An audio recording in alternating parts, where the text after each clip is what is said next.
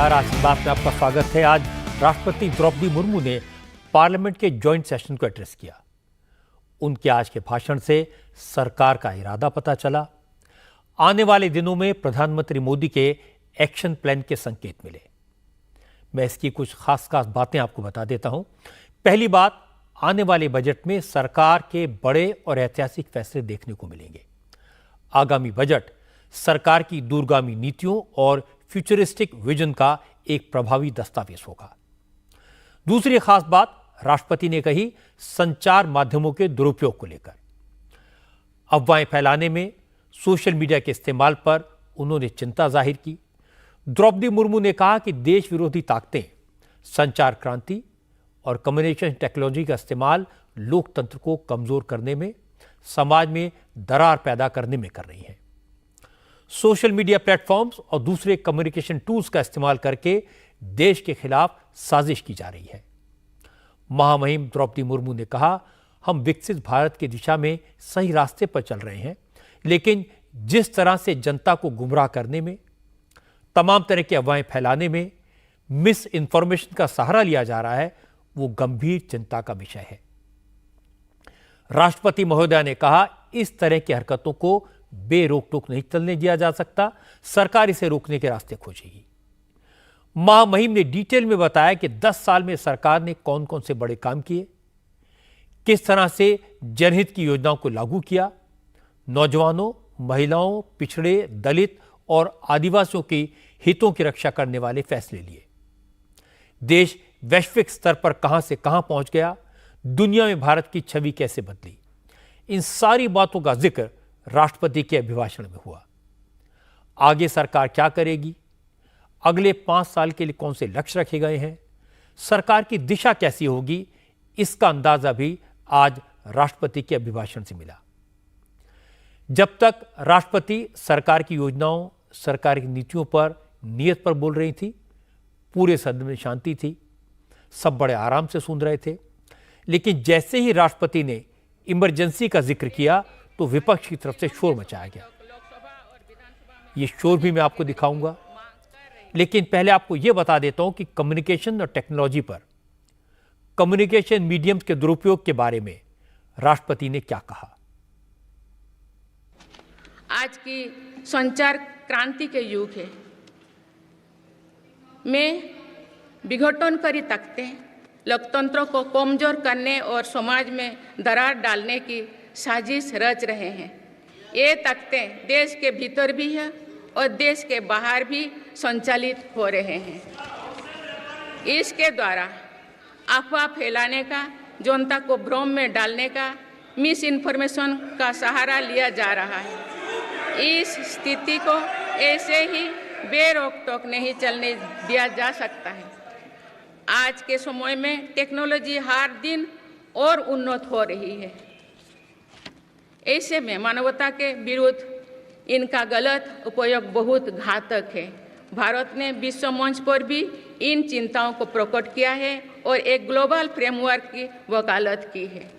हम सभी का दायित्व है कि इन प्रवृत्ति को रोकें, इस चुनौती से निपटने के लिए नए रास्ते खोजें। राष्ट्रपति द्रौपदी मुर्मू मूल रूप से उड़ीसा की रहने वाली हैं। उनकी मातृभाषा उड़िया है। इसके बावजूद उन्होंने हिंदी में अपनी बात कही, सरकार का पक्ष रखा और बड़ी अच्छी हिंदी बोली। राष्ट्रपति ने इस बात के संकेत दिए कि मोदी सरकार के तीसरे कार्यकाल का बजट कैसा होगा। हालांकि अभी यह तय नहीं है कि बजट किस दिन पेश किया जाएगा, क्योंकि संसद का मॉनसून सेशन 22 जुलाई से शुरू होने वाला है और उम्मीद है कि 23 या 24 जुलाई को बजट आ सकता है। द्रौपदी मुर्मू ने कहा, आने वाले बजट में सरकार कुछ बड़े और ऐतिहासिक फैसले करेगी। आगामी सत्र में मेरी सरकार अपने इस कार्यकाल का पहला बजट पेश करने जा रही है। ये बजट सरकार की दूरगामी नीतियों और फ्यूचरिस्टिक विजन का एक प्रभावी दस्तावेज होगा। इस बजट में बड़े आर्थिक और सामाजिक निर्णयों के साथ ही अनेक ऐतिहासिक कदम भी देखने को मिलेंगे। भारत के तेज विकास की जन आकांक्षाओं का पूरा करने के लिए रिफॉर्म्स की गति अब और तेज की जाएगी। मेरी सरकार का मत है कि दुनिया भर में निवेशकों को आकर्षित करने के लिए राज्यों में स्वस्थ स्पर्धा हो। यही कॉम्पिटिटिव कोऑपरेटिव फेडरलिज्म की सच्ची स्पिरिट है। राज्यों के विकास से देश का विकास, इसी भावना के साथ हम आगे बढ़ते रहेंगे। ये लगभग वही बातें हैं जो प्रधानमंत्री नरेंद्र मोदी चुनाव से पहले अपने इंटरव्यूज में कहते रहे हैं। लेकिन आज जैसे ही राष्ट्रपति के अभिभाषण में इमरजेंसी का जिक्र आया तो कांग्रेस के सांसदों ने शोर मचाना शुरू कर दिया। महामहिम राष्ट्रपति ने कहा कि 25 जून 1975 को लागू हुआ आपातकाल संविधान पर सीधे हमले का सबसे बड़ा और काला अध्याय था। तब पूरे देश में हाहाकार मच गया था, लेकिन देश की जनता ने संविधान को कुचलने वाली ताकतों को हराया। देश में फिर संविधान का राज स्थापित किया। जैसे ही द्रौपदी मुर्मू ने यह बातें कही, कांग्रेस के मेंबर विचलित हो गए। उन्होंने टोका टाकी की, हंगामे की कोशिश की, लेकिन राष्ट्रपति ने अपनी बात जारी रखी। उन्होंने कहा 1975 में जो हुआ वो फिर कभी ना हो, ये सुनिश्चित करना हम सबकी जिम्मेदारी है। देश में संविधान लागू होने के बाद भी संविधान पर अनेक बार हमले हुए हैं। आज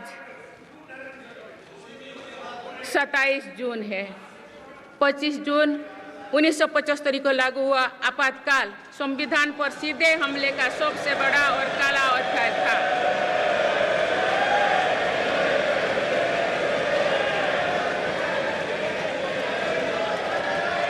तो पूरे देश में हाहाकार मच गया था, लेकिन ऐसी असंवैधानिक ताकतों पर देश ने विजय प्राप्त करके दिखाया, क्योंकि भारत के मूल में गणतंत्र की परंपराएं रही है। मेरी सरकार भी भारत के संविधान को सिर्फ राजकाज का माध्यम भर नहीं मानती, बल्कि हमारा संविधान जन चेतना का हिस्सा हो, इसके लिए हम प्रयास कर रहे हैं। इसी ध्येय के साथ मेरी सरकार ने 26 नवंबर को संविधान दिवस के रूप में मानना शुरू किया है। जब जब इमरजेंसी की बात होती है तो कांग्रेस के नेता बेचैन हो जाते हैं। और फिलहाल मुश्किल यह है कि पिछले 3 दिन से पार्लियामेंट में हर रोज इमरजेंसी के काले दिनों का जिक्र हो रहा है। 18वीं लोकसभा के पहले दिन प्रधानमंत्री मोदी ने इमरजेंसी का जिक्र किया। फिर कल स्पीकर के इलेक्शन के बाद ओम बिरला ने इमरजेंसी के खिलाफ निंदा का प्रस्ताव पार्लियामेंट में पढ़ा। और आज राष्ट्रपति के अभिभाषण में इमरजेंसी का जिक्र आया। इसलिए कांग्रेस आग बबूला हो गई। कांग्रेस के नेताओं ने खुलकर अपनी नाराजगी जाहिर की। कांग्रेस के महासचिव केसी वेणुगोपाल ने तो बाकायदा स्पीकर को चिट्ठी लिखकर कांग्रेस की तरफ से अपना विरोध जताया। स्पीकर को भेजी चिट्ठी में केसी वेणुगोपाल ने लिखा, करीब 50 साल पहले लगाई गई इमरजेंसी का लोकसभा स्पीकर ने जिस तरह अपनी पहली स्पीच में जिक्र किया वो काफी गंभीर और शॉकिंग है।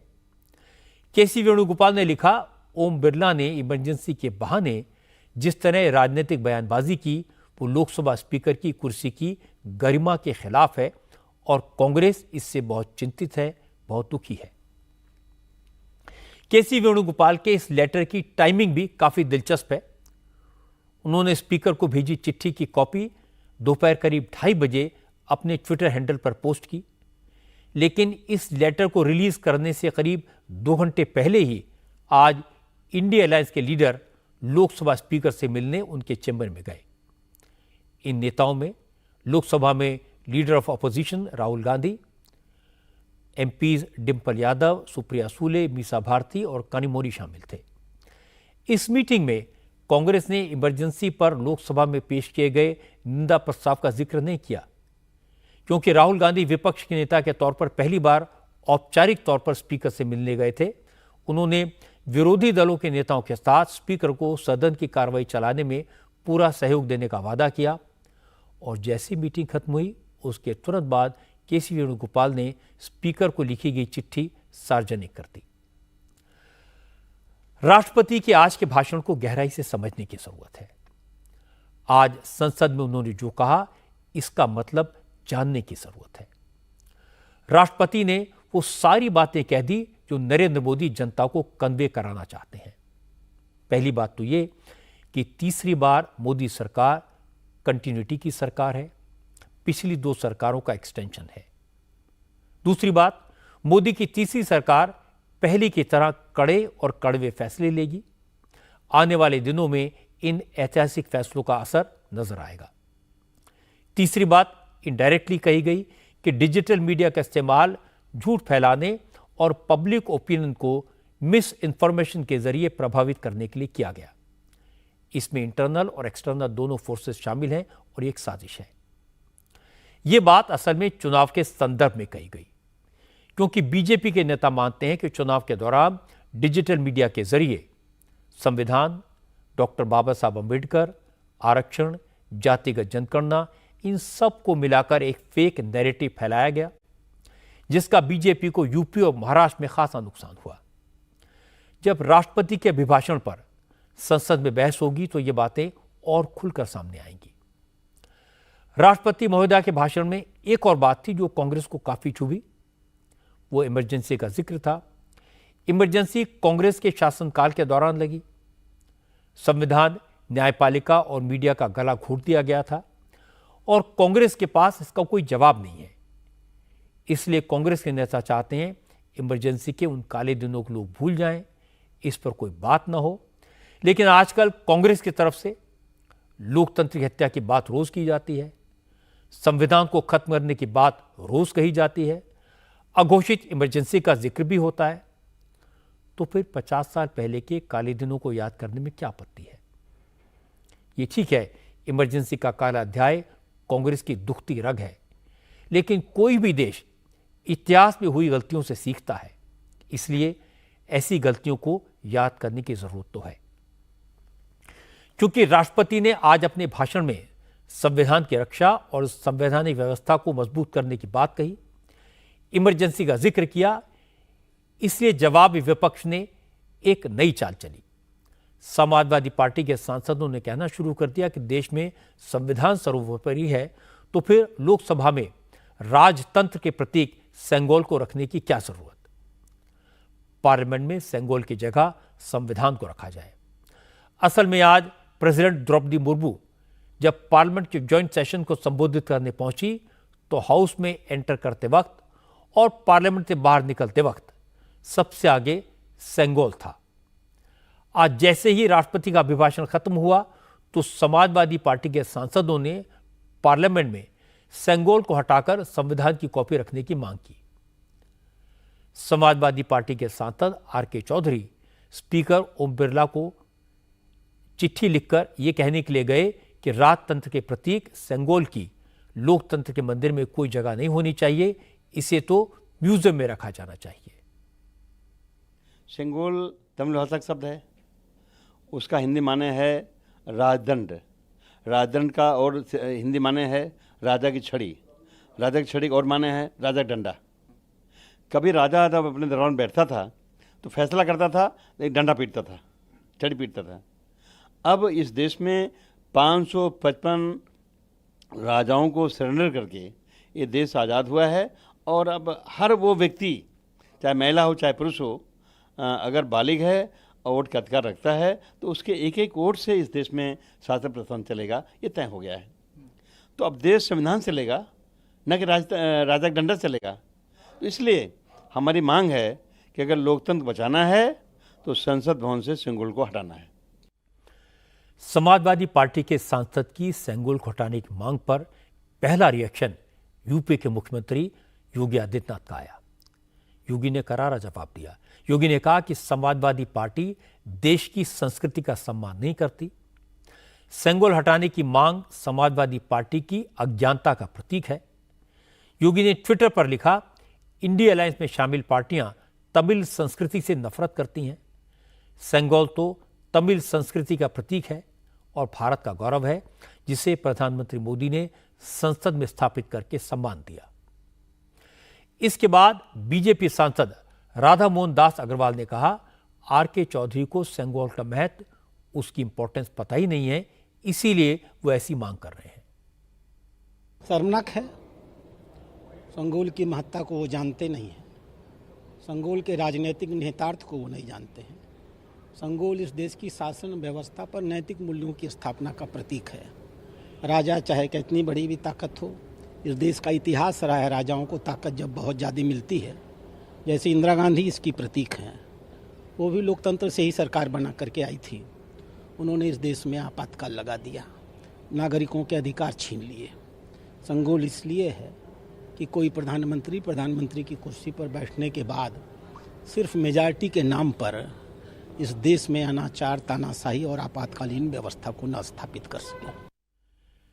लेकिन मजे की बात यह कि समाजवादी पार्टी के अध्यक्ष अखिलेश यादव ने ऐसा दिखाने की कोशिश की जैसे उन्हें मालूम ही नहीं है कि उनकी पार्टी के सांसदों ने सेंगोल को हटाकर संविधान रखने की मांग की है। अखिलेश ने कहा, अब प्रधानमंत्री ही सेंगोल को भूल गए, इसलिए हो सकता है उनकी पार्टी के सांसदों ने सेंगोल को हटाने की मांग कर ली हो, लेकिन मांग तो ठीक है।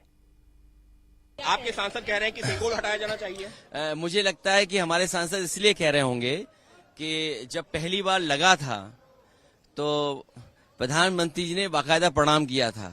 इस बार शपथ लेते समय शायद वो भूल गए। उसी को याद दिलाने के लिए लगता है मेरे पार्टी के सांसद ने कुछ इस तरह का पत्र लिखा है। तो आपकी क्या राय है? नहीं, देखिए जो राय उस समय मेरी थी, मैंने ट्वीट किया था। आप मेरी राय आर्काइव से निकाल करके सब चैनलों पे चलाइए। तो अब अभी जो है रहना चाहिए, अभी रहना चाहिए। मैंने क्या कहा जब प्रधानमंत्री जी ही प्रणाम करना भूल गए तो इसका मतलब उनकी भी इच्छा कुछ और होगी।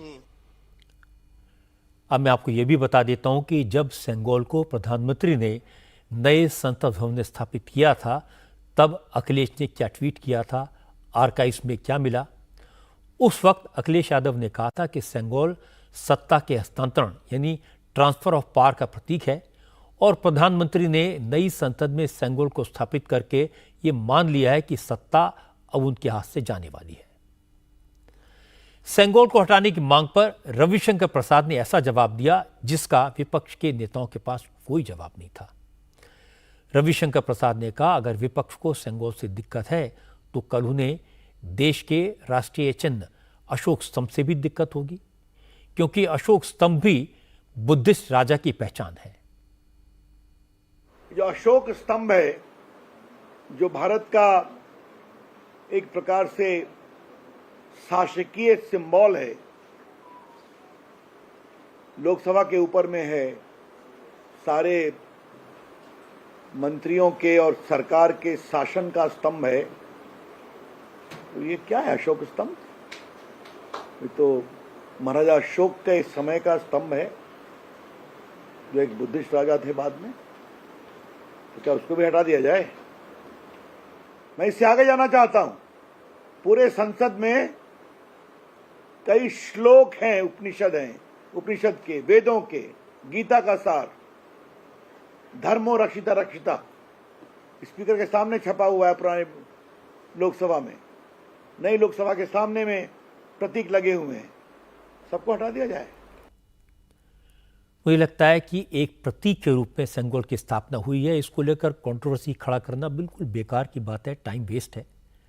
जिस समय नई संसद में सेंगोल की स्थापना हुई थी, उस समय इसके बारे में डिटेल में चर्चा हुई थी। जो लोग भूल गए उन्हें मैं याद दिला देता हूं।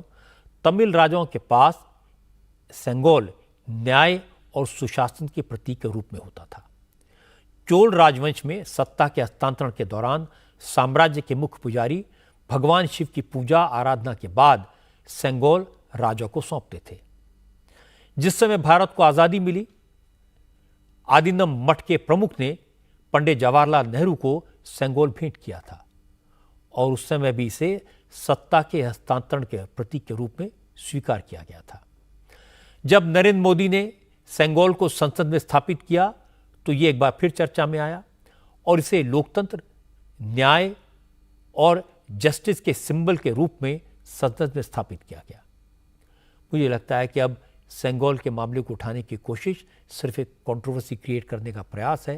ये कोई ऐसा गंभीर मामला नहीं है जिस पर बार बार चर्चा की जाए। हालांकि कुछ लोगों की मानसिकता है कि नरेंद्र मोदी ने जो कुछ किया उस हर बात का विरोध करो, मजाक उड़ाओ।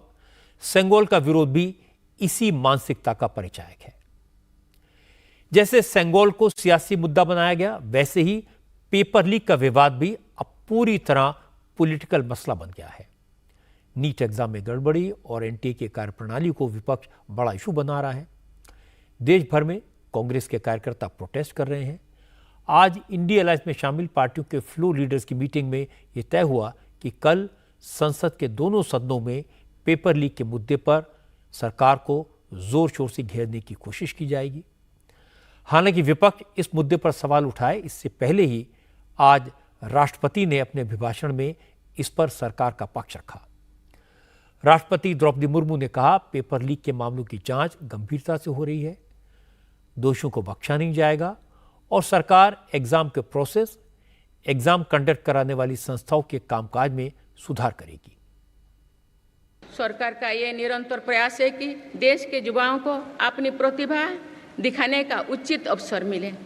सरकारी भर्ती हो या फिर परीक्षाएं, सुनिए परीक्षाएं किसी भी कारण से इनमें रुकावट आए ये उचित नहीं है। इनमें शुचिता और पारदर्शिता बहुत जरूरी है। हाल ही में कुछ परीक्षाओं में हुई पेपर लीक की घटनाओं की निष्पक्ष जांच और दोषियों को कड़ी से कड़ी सजा दिलवाने के लिए मेरी सरकार प्रतिबद्ध है। इससे पहले भी हमने देखा है कि कई राज्यों में पेपर लीक की घटनाएं होती रही है। इस पर दलीय राजनीति से ऊपर उठकर देशव्यापी ठोस उपाय करने की जरूरत है। राष्ट्रपति ने जो बातें कही वो ग्राउंड पर दिखाई दे रही हैं। नीट पेपर लीक केस की जांच 6 राज्यों तक पहुंच चुकी है। मामला सीबीआई के पास है। सीबीआई ने इस केस में आज पहला बड़ा एक्शन लिया। पटना से 2 लोगों को गिरफ्तार किया गया। गिरफ्तार किए गए आरोपियों के नाम है मनीष प्रकाश और आशुतोष। आशुतोष ने नीट उन स्टूडेंट्स के लिए सेफ हाउस का अरेंजमेंट किया था जिनके साथ पेपर लीक की डील हुई थी, जिन्हें एग्जाम से पहले पेपर मुहैया कराना था। जबकि मनीष प्रकाश नीट का एग्जाम दे रहे स्टूडेंट्स को उस सेफ हाउस तक लेकर गया। दोनों ने मिलकर पटना में लर्न एंड प्ले स्कूल को सेफ हाउस बनाया था, जहां नीट एग्जाम से पहले छात्रों को ठहराया गया, उन्हें क्वेश्चन पेपर रटवाए गए। सीबीआई ने पेपर लीक मामले में ये गिरफ्तारियां पहली की हैं। पटना में 5 मई को नीट के एग्जाम से पहले पेपर लीक की खबर आई थी, जिसमें बिहार पुलिस ने 13 लोगों को अरेस्ट किया था। इसमें एग्जाम देने वाले 4 स्टूडेंट्स, उनके 3 पेरेंट्स और 2 ऐसे लोग थे जो पेपर के सेंटर को चलाते थे। इनमें नीतीश भी शामिल थे। अब तक इस मामले में कुल 20 लोगों को अरेस्ट किया गया है। इस केस में सीबीआई को जांच के दौरान जो जानकारी और सबूत मिले हैं, उससे ऐसा शक है कि पेपर झारखंड में लीक हुआ और इसे पटना में स्टूडेंट्स तक पहुंचाया गया। आज नीट के स्टूडेंट्स के सेफ हाउस अरेंज करने वाले जिस आरोपी आशुतोष को सीबीआई ने अरेस्ट किया है, उससे गिरफ्तारी से पहले हमारे संवाददाता ने बात की। उस वक्त आशुतोष ने खुद को बेगुनाह बताया था। असल में आशुतोष उस बिल्डिंग का केयरटेकर है जहां छात्रों को ठहराया गया और क्वेश्चन पेपर रटवाए गए। सीबीआई को शक है कि आशुतोष को पेपर लीक की पूरी प्लानिंग पता थी। वो भी इसमें मनीष प्रकाश और दूसरे आरोपियों के साथ इन्वॉल्व था। हालांकि इंडिया टीवी के साथ बातचीत में आशुतोष ने कहा कि उसको तो सुबह 10 बजे पता चला कि नीट का क्वेश्चन पेपर लीक कराया गया है और स्टूडेंट्स को स्कूल में ठहराकर पेपर हटाया गया है। आशुतोष ने दावा किया था जैसे ही उसको पेपर लीक का पता चला, उसने सबको वहां से जाने के लिए बोल दिया। परीक्षार्थी जो थे आपने ठहरवाया? नो, नहीं। किसने ठहरवाया? मनीष है। कौन है मनीष? मनीष यही दनियामा के बगल का सिगरियामा गांव का रहने वाला। जोर से बोलिए। मनीष सिगरियामा गांव का रहने वाला है मनीष। अच्छा, तो आपने इनसे पूछा जब परीक्षार्थी को आप ठहराने जा रहे थे? नहीं, हम नहीं ठहराए हैं। सब पूरी बातें मनीष के कहने पर आपने छात्रों को रखा, तो आपने किसी की इजाज़त ली? मकान मालिक से पूछा? नहीं पूछ पाया उसको। मनीष को नहीं पूछा? उनसे मिले हुए थे? पहले नहीं, हम बोल रहे पहले पूरा बात होने दीजिए।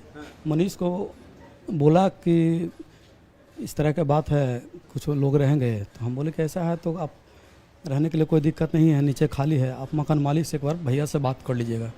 हमको गुड फेथ में ले लिया कि हम बात कर लिए हैं, आप निश्चिंत रहिए। और मेरे से गलती हो कि मैं भैया को फ़ोन नहीं कर पाया। लड़के 4 कह के आए, बाद में उनकी संख्या 20-25 हो गई, तब भी आपको संदेह नहीं हुआ, तो ऐसे में आप पर संदेह तो बनता ही है ना। सुबह में तो संदेह हो गया था, हम बोले भी उसको कि तुम निकलो निकलो निकलो, लेकिन क्या संदेह हुआ, क्या किस बात को देखकर संदेह? उसी तरह के जो बच्चे लोग बात कर रहा था उसी तरह से। क्या बात कर रहे थे? हमसे ही एक बच्चा बोले कि हमको पेपर का मिला। हमके पेपर किस चीज़ का पेपर? तो कि हमको तो यहाँ सिर्फ आपको रखने के लिए रात को रुकने के लिए दिया गया था, ये सब तो हमको जानकारी नहीं है, हमको कुछ पता नहीं इसके मामले में। फिर मनीष से पूछा तब कि आधा घंटा में चल जाएगा, आधा घंटा में चल जाएगा। नहीं 10 बजे संदेह हुआ तब ना बोल रहे थे कि तब तुम लोग निकलो निकलो, तुम हमको फंसा देगा तब कि आधा घंटा में चल जाएगा, आधा घंटा में। फंसने का डर किस बात का? वही जो जिस चीज़ के लिए आप आए हैं उसी के लिए, उसी डर से तो हम फंस डर। यानी क्वेश्चन देखा आपने ना? देखे 10 बजे के बाद हम देखे। परीक्षा 2 बजे से थी, 10 बजे के बाद आपने देख लिया, प्रश्न पत्र था उनके पास? हाँ देखे, समय देखा। अब मैं आपको इस पेपर लीक की पूरी कहानी बता देता हूँ। नीट का पेपर लीक होने की बात सबसे पहले पटना में पता चली थी। अब तक जो जांच हुई है उसमें नीट का पेपर लीक कराने वाले गैंग की कड़ियां करीब करीब जुड़ गई हैं। अब तक की जांच के मुताबिक पटना में पेपर लीक का मास्टरमाइंड संजीव मुखिया था, जो अभी तक फरार है, पुलिस की गिरफ्त से बाहर है। उसका नाम कई एग्जाम्स के पेपर लीक में आ चुका है। संजीव मुखिया ने अपने भांजे रॉकी के जरिए एग्जाम से एक दिन पहले नीट का पेपर लीक किया। पता यह लगा कि संजीव मुखिया ने अपने भांजे रॉकी को यह पेपर भेजा। रॉकी ने पेपर पटना में चिंटू और पिंटू को व्हाट्सएप के जरिए भेजा। इन दोनों ने पहले से लर्न एंड प्ले स्कूल में ठहरे स्टूडेंट्स के लिए पेपर के प्रिंट निकाले और उन्हें सवालों के जवाब रटवाए। चूंकि प्रिंटर उसी वक्त खराब हो गया, इसके बाद प्रिंट किए गए पेपर की कॉपी को वहीं जला दिया गया, लेकिन पुलिस ने खुद से आधे जले हुए पेपर को बरामद कर लिया और इसके बाद एक एक करके सारे राज खुल गए। रॉकी रांची में एक रेस्टोरेंट चलाता है, वहीं संजीव मुखिया नालंदा जिले के हॉर्टिकल्चर कॉलेज में टेक्निकल असिस्टेंट है। ये दोनों फरार हैं, बाकी आरोपी पकड़ लिए गए हैं। अब तक की जांच कहती है संजीव मुखिया ने बिहार के जूनियर इंजीनियर सिकंदर यादवेंदु से कांटेक्ट करके बताया था कि वो नीट का पेपर लीक करा सकता है। सिकंदर से संजीव मुखिया की मुलाकात पेपर सॉल्वर गैंग चलाने वाले नीतीश और अमित नाम के 2 आरोपियों के जरिए हुई थी। नीतीश और अमित आनंद ने सिकंदर को नीट का पेपर लीक कराने का वादा किया, जिसके बाद सिकंदर ने अपने भतीजे अनुराग यादव समेत 4 स्टूडेंट्स के साथ पेपर लीक कराने के बदले में 40 लाख रुपए की डील की। 4 मई की सुबह संजीव मुखिया के भांजे रॉकी ने व्हाट्सएप से नीट का क्वेश्चन पेपर चिंटू नाम के एक शख्स को मोबाइल पर भेजा, जो संजीव मुखिया के पेपर लीक और सॉल्वर गैंग का मेंबर है। उसके बाद आज गिरफ्तार किए गए मनीष प्रकाश पैसे देने वाले स्टूडेंट को लेकर लर्न एंड प्ले स्कूल पहुंचे, जहां आशुतोष ने इन स्टूडेंट्स को ठहराने का इंतजाम किया था। 4 मई की रात में सॉल्वर गैंग के मेंबर्स ने सारे स्टूडेंट्स को क्वेश्चन और आंसर रटवाए। 5 मई को इन स्टूडेंट्स ने अपने अपने सेंटर में जाकर एग्जाम दिए। पेपर लीक के केस में पुलिस ने सबसे पहले आयुष नाम के स्टूडेंट को पकड़ा था। आयुष के जरिए जांच एजेंसी बाकी आरोपियों तक पहुंच गई। सीबीआई ने इस मामले में कुल 8 लोगों को मुलजिम बनाया है। इनमें अमित आनंद के अलावा आयुष राज, रॉकी, नीतीश कुमार, अखिलेश, सिकंदर, यादवेंदु, बिट्टू और संजीव मुखिया के नाम शामिल हैं। और इस मामले में ताज़ा जानकारी के लिए पटना चलते हैं। पटना से हमारे संवाददाता नीतीश चंद्र इस वक्त हमारे साथ हैं। नीतीश, नीट पेपर लीक की बहुत सारी जानकारी मैंने दर्शकों के साथ शेयर की है, तो लेटेस्ट अपडेट क्या है आपके पास? देखिए राजीव, लगभग सारी कड़ियां जुड़ गई हैं। आर्थिक अपराध इकाई ने जब तक जांच की थी बिहार में, तब तक लगभग ये केस जो है कहें सुलझा लिया गया। लेकिन सीबीआई जब से जांच कर रही है, जो कड़ियां बच गई थी, जो संजीव मुखिया जो इसका सरगना बताया जा रहा है, उस तक पहुंचने की कोशिश सीबीआई कर रही है। संजीव मुखिया अभी भी फरार है। दूसरी बात की जो संजीव मुखिया का भांजा है, जो बेहद उसका करीबी है, राइट हैंड माना जाता है, रॉकी नाम है उसका, और जिस रॉकी ने चिंटू के पास मोबाइल पर प्रश्न पत्र और उत्तर पत्र भेजा था, उस रॉकी की तलाश है। तो सीबीआई के लिए सबसे बड़ी जो जिम्मेदारी है, जो चैलेंज है, वो यही है कि संजीव मुखिया को पकड़ा जाए, और दूसरी बात जो नीचे की कड़ियां जो बची हुई हैं उनकी तलाश की जाए, क्योंकि इस पूरे मामले को यदि आप देखें तो बहुत स्पष्ट हो चुका है। जो छात्र पकड़े गए उन्होंने कह दिया कि हमें जो प्रश्न पत्र है वो परीक्षा के पहले मिल गया था, पुलिस के सामने उन्होंने बयान दिए हैं इस तरह के। इसके अलावा जो जला हुआ प्रश्न पत्र मिला था उसमें 74 प्रश्न जो पढ़े जा सकने की स्थिति में थे उसको पुलिस ने मिलाया, वो मिल गए। हालांकि तकनीकी रूप से वो एफएसएल में नहीं भेजा गया, उसकी रिपोर्ट आएगी कानूनी तौर पर, तब वो बातें कही जाएंगी।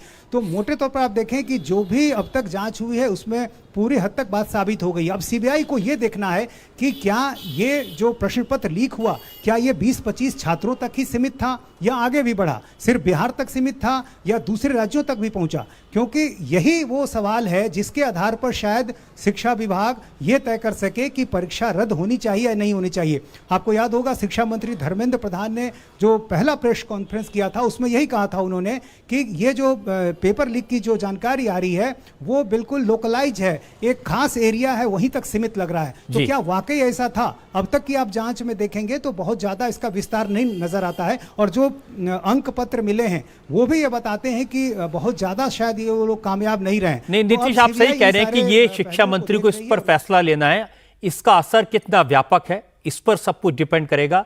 लेकिन जो अपडेट आपने दिया इसके लिए बहुत बहुत शुक्रिया आपका। अब जांच एजेंसी के सामने सबसे बड़ा सवाल है कि आखिर पेपर कहां हुआ, पेपर लीक गैंग के पास नीट का पेपर कैसे पहुंचा, लीक कहां हुआ, कैसे हुआ। इस सवाल का जवाब खोजने के लिए सीबीआई ने झारखंड के हजारीबाग में ओएसएस स्कूल के प्रिंसिपल एहसानुल हक को हिरासत में लिया है। इसके अलावा ई रिक्शा चलाने वाले उस शख्स को भी हिरासत में लिया गया है जिसने 3 मई को नीट के क्वेश्चन पेपर के बॉक्स अपने ई रिक्शा में लादकर एसबीआई की मेन ब्रांच तक पहुंचाए थे।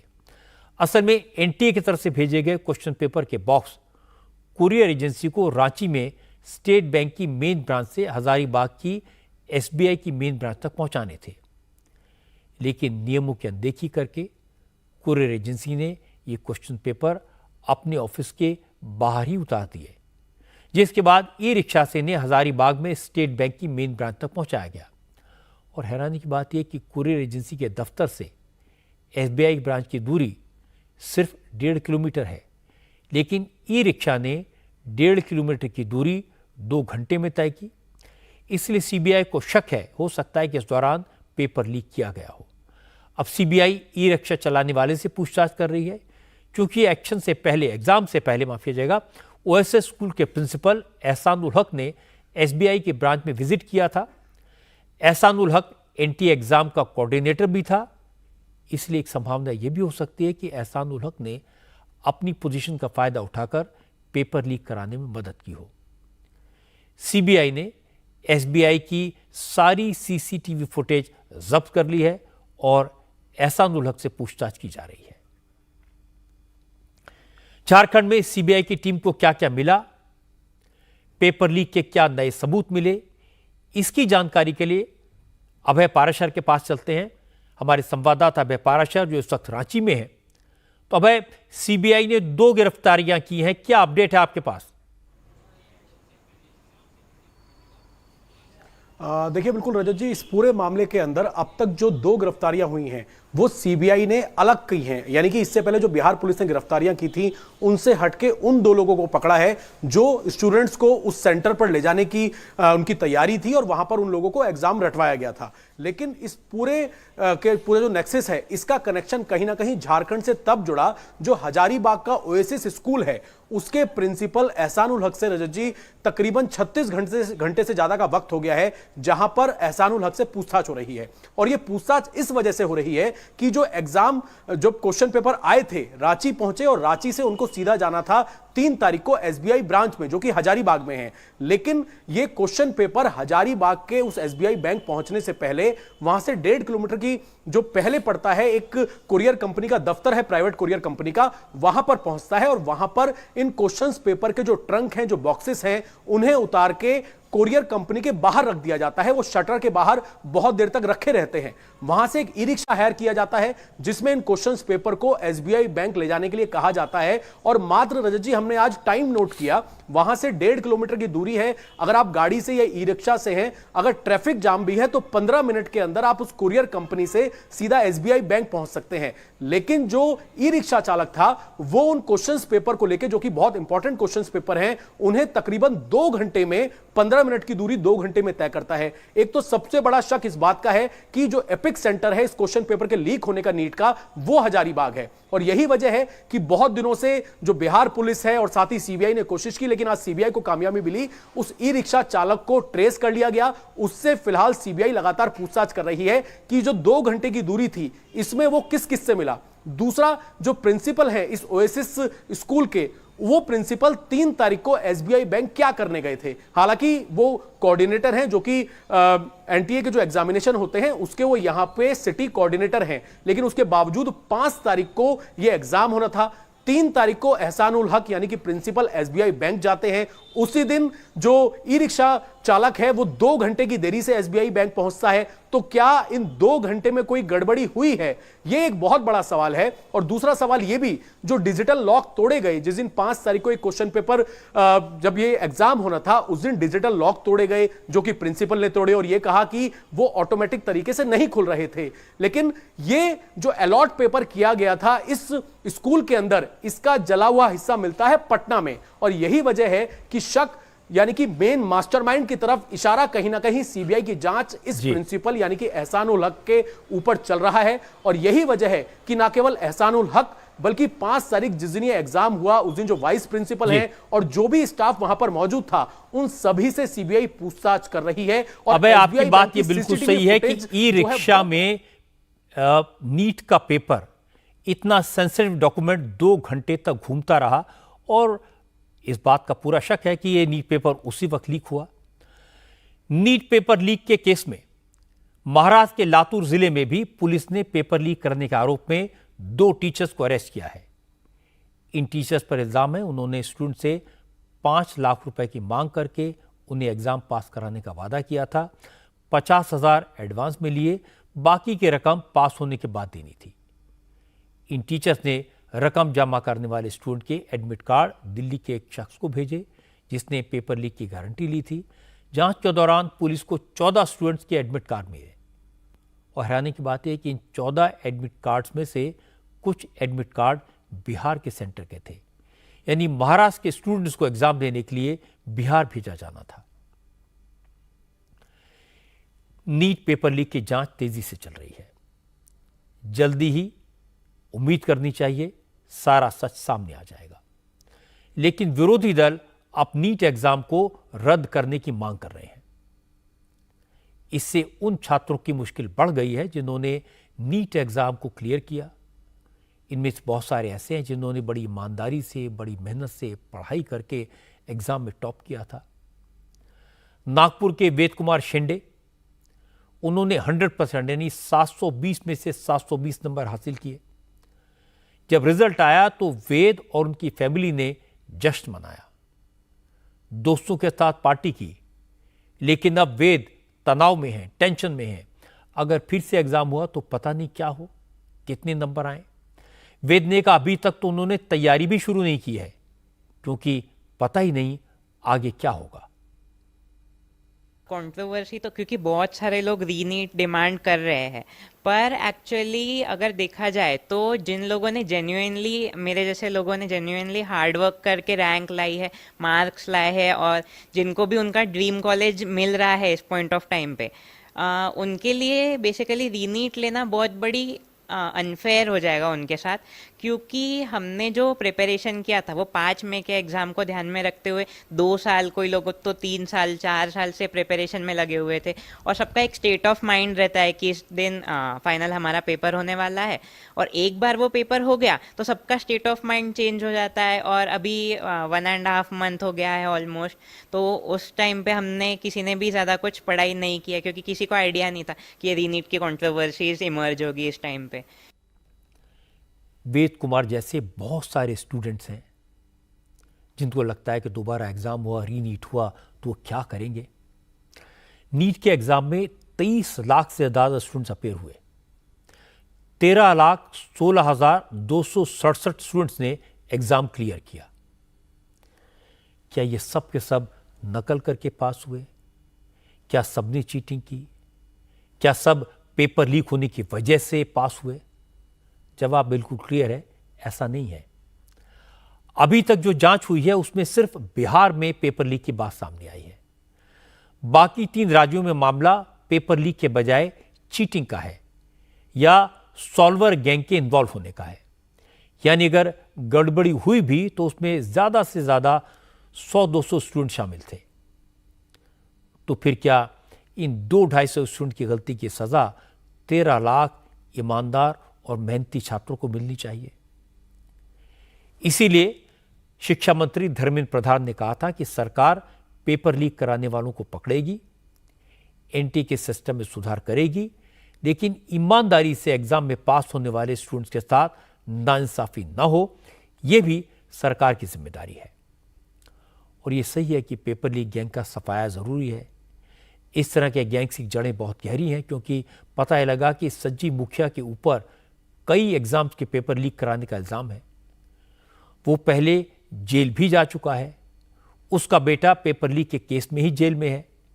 ये शातिर गैंग छात्र छात्राओं से 4 लाख से लेकर 40 लाख रुपए में सौदा करता है, करोड़ों रुपए बनाता है, लाखों स्टूडेंट के भविष्य के साथ खिलवाड़ करता है, और वो अभी तक फरार है। इसीलिए जब तक संजीव मुखिया जांच एजेंसी की गिरफ्त में नहीं आता, तब तक इस रैकेट का पूरा पर्दाफाश नहीं होगा। दूसरी बात, सरकार ने एनटीए की डीजी को हटा दिया, एनटीए के काम करने के तरीके में बदलाव किए, एग्जाम कंडक्ट कराने के सिस्टम को ठीक करने के लिए 7 मेंबर्स की हाई पावर कमेटी बना दी। उम्मीद करनी चाहिए यह कमेटी जब अपने सुझाव देगी तो उन पर अमल होगा और हमारा एग्जाम सिस्टम पारदर्शी और लीक प्रूफ बनेगा। लेकिन यह सब होने में वक्त लगेगा, और जब तक ये होगा तब तक सियासत होती रहेगी। कल पार्लियामेंट में एक बार फिर इस मुद्दे पर हंगामा होगा। वैसे इस मामले में राज्यों को उत्तर प्रदेश के मुख्यमंत्री योगी आदित्यनाथ से सबक सीखना चाहिए। योगी ने बिना देर किए पेपर लीक के खिलाफ ऑर्डिनेंस पास कर दिया। अब यूपी में पेपर लीक कराने वालों को उम्र कैद तक की सजा और 1 करोड़ तक के जुर्माने का प्रोविजन है। योगी के काम की तारीफ अब विरोधी दलों के नेता भी करने लगे हैं।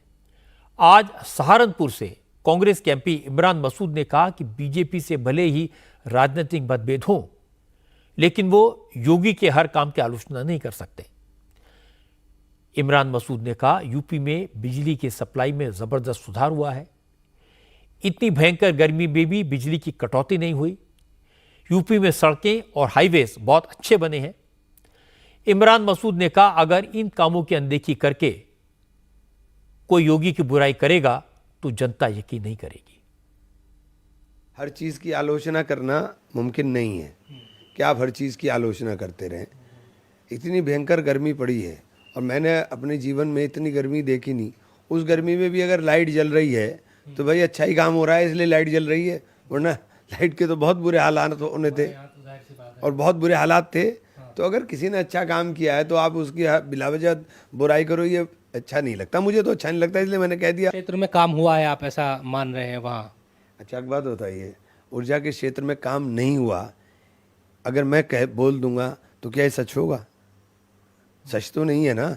काम तो हुआ है, तभी तो अब सड़कें बनी हैं। मैं कह दूं कि सड़क नहीं बनी है तो क्या ये सच होगा? लोग भी कहेंगे कि देखो कैसा झूठ बोल रहा है। तो मैं ऐसा झूठा नेता नहीं हूं भाई, जो हो रहा है तो हुआ है। अब ये कांग्रेस के सांसद हैं, यूपी से चुनाव जीते हैं। सड़कों के मामले में आज योगी आदित्यनाथ ऐलान किया कि उनकी सरकार उत्तर प्रदेश में 4 नए लिंक एक्सप्रेसवे बनाने की तैयारी कर रही है, जिसके जरिए यूपी के एक्सप्रेसवेज को आपस में जोड़ने और कई इंपॉर्टेंट शहरों से कनेक्ट किया जाएगा। योगी ने एक हाई लेवल मीटिंग में अफसरों को निर्देश दिया कि एक्सप्रेसवेज के लिए जमीन अधिग्रहण के काम में देरी नहीं होनी चाहिए और उसका मुआवजा भी तुरंत दिया जाना चाहिए। इसके साथ ही योगी आदित्यनाथ ने इंडस्ट्रियल कॉरिडोर, डिफेंस कॉरिडोर और गंगा एक्सप्रेसवे का काम पूरा करने की टाइमलाइन तय कर दी। योगी ने कहा कि मेरठ से प्रयागराज को जोड़ने वाले गंगा एक्सप्रेसवे को हर हालत में इस साल दिसंबर तक पूरा करना है, ताकि 2025 के कुंभ में लोगों को इसका लाभ मिले। इसके बाद मुख्यमंत्री योगी आदित्यनाथ ने बताया कि पिछले 7 साल में उन्होंने यूपी में कानून व्यवस्था को कैसे चुस्त दुरुस्त किया और उसका नतीजा आज पूरा देश देख रहा है। पिछले 7 वर्ष के अंदर कानून का राज उत्तर प्रदेश में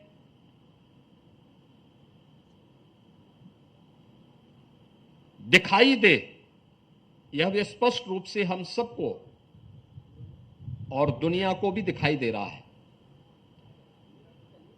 इस कानून के राज ने पुलिस को भी सम्मान दिलाया, उसको विश्वास का प्रतीक भी बनाया, लेकिन राज्य को एक नई पहचान देने के साथ ही निवेश और व्यापार की नई संभावनाओं, विकास और रोजगार की एक नए युग में उत्तर प्रदेश को ले जाने का काम भी किया। जैसे जैसे हम लोगों ने कानून का राज प्रदेश के अंदर स्थापित किया, सुरक्षा का एक बेहतरीन वातावरण दिया,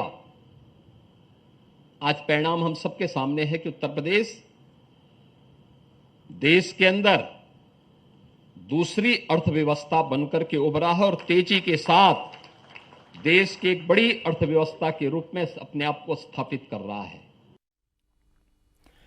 पहले समाजवादी पार्टी के एमपी अफजाल अंसारी ने योगी के काम की तारीफ की और आज कांग्रेस के एमपी इमरान मसूद ने माना कि योगी का काम दिखता है। योगी की प्रशंसा समाजवादी पार्टी और कांग्रेस के दूसरे नेताओं को अच्छी नहीं लगेगी। तारीफ करने वालों की बातों के मतलब निकाले जाएंगे, उनकी नीयत पर सवाल उठाए जाएंगे, लेकिन यह सच है कि योगी आदित्यनाथ ने उत्तर प्रदेश को बेहतर बनाने के लिए बहुत काम किया है। सबसे बड़ी बात, योगी आदित्यनाथ ने 7 साल में उत्तर प्रदेश में कानून का राज स्थापित किया है, लॉ एंड ऑर्डर को सुधारा है और इसे प्रदेश की जनता हर पल महसूस करती है। और योगी के विरोधी भी मानते हैं कि उत्तर प्रदेश में कानून व्यवस्था को सुधारना कोई आसान काम नहीं था। इसलिए अगर काम के लिए योगी तारीफ हो तो इसमें कोई बुराई नहीं है। आज महाराष्ट्र से एक इंटरेस्टिंग खबर आई। महाराष्ट्र की राजनीति में आज दिन भर इस बात की चर्चा होती रही कि उद्धव ठाकरे की बीजेपी से दूरियां कम हो रही हैं। बात कुछ खास नहीं थी। उद्धव ठाकरे और देवेंद्र फडणवीस में दुआ सलाम हुई और बात हो गई, इसकी चर्चा होने लगी। हुआ यह कि आज देवेंद्र फडणवीस और उद्धव ठाकरे एक साथ नजर आए। महाराष्ट्र सरकार में मंत्री चंद्रकांत पाटिल भी आज उद्धव ठाकरे से मिले और उन्हें चॉकलेट और फूलों का गुलदस्ता भेंट किया। आज महाराष्ट्र में असेंबली का मॉनसून सेशन शुरू हुआ। देवेंद्र फडणवीस और उद्धव ठाकरे दोनों सदन की कार्यवाही में हिस्सा लेने के लिए विधानसभा पहुंचे थे। इसी दौरान लिफ्ट के सामने दोनों नेताओं की मुलाकात हो गई। दोनों ने एक दूसरे को नमस्कार किया, एक दूसरे को देखकर मुस्कुराए। इसके बाद उद्धव ने कुछ कहा तो फडणवीस हंसे, लेकिन ज्यादा कुछ बात नहीं हुई। इस दौरान किसी ने कहा कि दोनों नेता साथ आ जाएं तो अच्छा रहेगा। इस पर न उद्धव ने रिएक्ट किया, न फडणवीस ने कुछ कहा। और जैसे ही लिफ्ट आई, लिफ्ट के अंदर पहले से कुछ लोग मौजूद थे। फडणवीस ने उन लोगों से कहा कि बाहर आइए। इसी दौरान उद्धव की नजर लिफ्ट में मौजूद बीजेपी के नेता और विधान परिषद के मेंबर प्रवीण दरेकर पर पड़ी, तो उद्धव ने प्रवीण दरेकर को लेकर मजाक किया और फडणवीस ने कहा, पहले इन्हें निकालिए।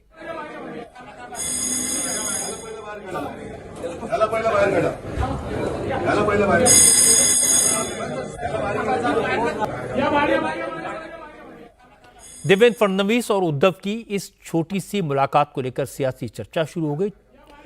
प्रवीण दरेकर दोनों नेताओं के साथ लिफ्ट में मौजूद थे, इसलिए उनसे उद्धव ठाकरे और देवेंद्र फडणवीस की मुलाकात के बारे में सवाल पूछे गए। उन्होंने सारी बात बताई।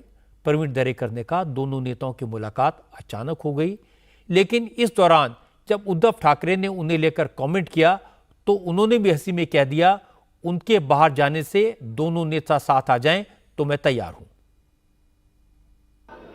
मुझे लिफ्ट दे दो, इसी तरह की चर्चा है, लेकिन वो केवल एक योगायोग था। देवेंद्र जी, उद्धव जी और मैं लिफ्ट में गए, तभी कोई ने कहा कि अरे ऐसा इकट्ठा हो गया तो अच्छा होगा। तो इसके बारे में उन्होंने टिप्पणी की देवेंद्र जी को देखिए कि इसको बाहर निकालो, तो बोला मेरे को बाहर निकाल के इकट्ठा आने वाले हैं क्या? और इसका जवाब तुरंत हमें ऊपर दूसरे माले पे गया तभी मिला।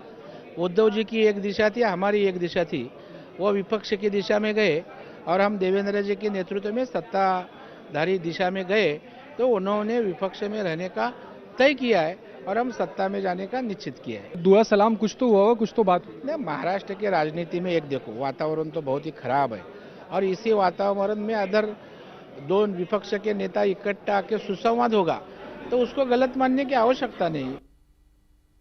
ये बात सही है कि महाराष्ट्र राजनीति में इस समय वातावरण बहुत खराब है। उद्धव ठाकरे से भी पूछा गया, देवेंद्र फडणवीस से मुलाकात हुई तो क्या बात हुई?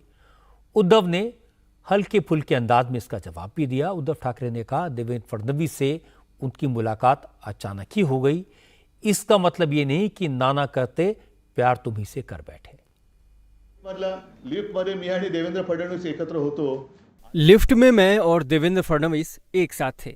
अब कुछ लोगों को ऐसा लगा होगा कि नाना करते प्यार, अब इसका नाना पटोले से कोई संबंध नहीं है। अब नाना करते प्यार तुम्ही से कर बैठे, ऐसा कुछ नहीं है। ये सिर्फ एक संयोग से ही मुलाकात हुई थी। किसी ने मुझे कहा कि दीवारों के भी कान होते हैं, लेकिन लिफ्ट के तो कान नहीं होते। अब ये सुझाव अच्छा है, अगली बार से हम हमारी गुप्त बैठकें लिफ्ट में ही किया करेंगे। महाराष्ट्र की राजनीति में कंफ्यूजन तो है। 6 पार्टियां हैं, हर पार्टी में एक पार्टी से गए दूसरे नेता हैं, हर पार्टी में दूसरी पार्टी से आए नेता हैं। कौन किस पार्टी में कब चला जाए कोई कुछ कह नहीं सकता। सब दावा कर रहे हैं कि दूसरी पार्टी के एमएलएज उनके कांटेक्ट में हैं, कभी भी आ सकते हैं। इसलिए कब किसको नाना करते प्यार हो जाए कोई नहीं कह सकता। आज मेवात में इंडिया टीवी के खबर का असर दिखाई दिया। साइबर ठगी करने वालों के घरों पर बुलडोजर चल गया। पिछले हफ्ते मैंने आज की बात में आपको दिखाया था कि मेवात किस तरह से साइबर क्राइम का बड़ा अड्डा बन गया है। इसके बाद प्रशासन ने साइबर ठगी करने वालों के खिलाफ एक्शन तेज कर दिया। हमारे संवाददाता मनीष भट्टाचार्य ने जानकारी दी कि आज डीग जिले में साइबर ठगी के कई मामलों में आरोपी भोपा उर्फ आस मोहम्मद, साहिल उर्फ बब्बर और वाजिद के मकानों को बुलडोजर से ध्वस्त कर दिया गया। आज कामा थाने की पुलिस स्पेशल टास्क फोर्स के 150 जवानों को लेकर गांव में पहुंची। इस गांव में पहले से ही पुलिस की टीम ने साइबर ठगों को पकड़ने के लिए रेड की थी। तब पुलिस की टीम पर पत्थरबाजी की गई थी। इसके बाद आरोपियों की संपत्ति की जानकारी की गई। ठगी के रकम से बनाए गए 12 गैर कानूनी मकानों को हटाने के नोटिस दिए गए और आज उन घरों को बुलडोजर से डिमोलिश कर दिया गया। मेवात में पुलिस, प्रशासन और न्यायपालिका ने मिलकर प्रयास किया, तब जाकर ऑनलाइन ठगी का इतना बड़ा रैकेट एक्सपोज हुआ। यह कोई आसान काम नहीं था। अब बुलडोजर चलने से अपराधियों के दिलों और दिमाग में डर भी पैदा हुआ है। लेकिन इस अपराध तंत्र का सबसे ज्यादा चौंकाने वाला सच ये है कि इसमें छोटे छोटे मासूम बच्चों का इस्तेमाल किया जाता है। माफिया और साइबर क्राइम के सरगना अपराध करने के लिए नाबालिग बच्चों का यूज करते हैं ताकि वो पकड़े जाएं तो उनका मासूम चेहरा देखकर उन्हें बेल मिल जाए। अगर अपराध साबित हो भी जाए तो 2-3 साल की सजा पाकर वो छूट जाएं। ये एक बड़ी साजिश है जिसमें लोगों को लूटने के लिए बच्चों को एक्सप्लॉइट किया जाता है, उन्हें कच्ची उम्र में पक्का अपराधी बना दिया जाता है। इसीलिए यह मामला और भी संगीन है और इस साइबर क्राइम को खत्म करने के लिए एक निरंतर प्रयास की आवश्यकता है।